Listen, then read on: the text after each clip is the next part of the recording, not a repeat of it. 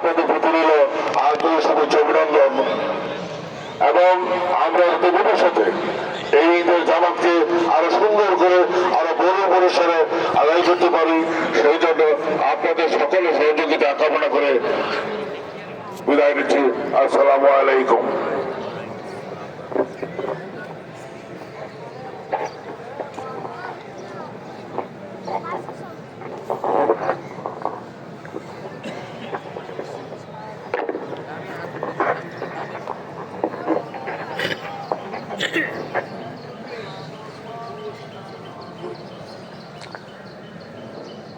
আলহামদুলিল্লাহ, আমরা মধুবাগ মাঠে ঈদ উল ফিতরের 2 রাকাত ওয়াজিব নামাজ আদায় করার জন্য এখানে সকলে আসছি।